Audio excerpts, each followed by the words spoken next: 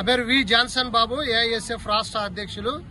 SC, ST, BC, minority సంక్షేమ hostel సమస్యల పరిష్కారం కోసం ఈ నెల 20 నుండి 30 తారీఖు వరకు సందర్శన కార్యక్రమం చేపడతా ఉన్నాం. అందులో భాగంగానే నంద్యాల జిల్లాలో ఉన్నటువంటి డోన్ ప్రాంతంలో ఉన్నటువంటి ఎస్సీ అండ్ బీసీ హాస్టల్ను కూడా సందర్శించడం జరుగుతూ ఉంది. మరి ప్రధానంగా ఇక్కడ ఉన్నటువంటి 2 హాస్టల్స్ లో కూడా విద్యార్థులకు సంబంధించి ఇంతవరకు కూడా 3 సంవత్సరాలు అవుతా ఉంది.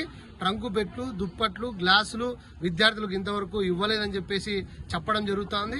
అదేవిధంగా మెనూ ప్రకారం మరి ఏదైతే ఇప్పుడు గతంలో ప్రభుత్వం విడుదల చేసినటువంటి మెనూ ఉందో ఆ మెనూ ప్రకారం పెట్టాలంటే ధరలకు అనుగుణంగా మెస్ ఛార్జీలు పెంచితేనే ఆ మెనూను అమలయ్యే పరిస్థితి ఉందని చెప్పేసి ఇక్కడ తెలుస్తా ఉంది. అదేవిధంగా మరి ఇక్కడ ఉన్నటువంటి విద్యార్థులకు మరుగుదొడ్లు, టాయిలెట్స్ చాలా తక్కువగా ఉన్నాయి. విద్యార్థుల సంఖ్య ఎక్కువ ఉంది, టాయిలెట్స్, మరుగుదొడ్ల సంఖ్య చాలా తక్కువగా ఉంది.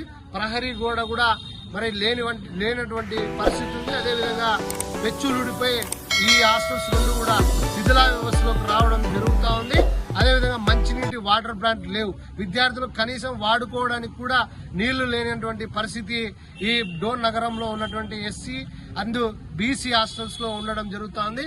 మరి గతంలో చంద్రబాబు నాయుడు ఇక్కడికి వచ్చిన సందర్భంలో మరి ఎస్సీలకు అండగా ఉంటాను, పెద్దపీట వేస్తాను, నేను చూసుకుంటానన్నటువంటి చంద్రబాబు నాయుడు ఆలోచన చేయాలి.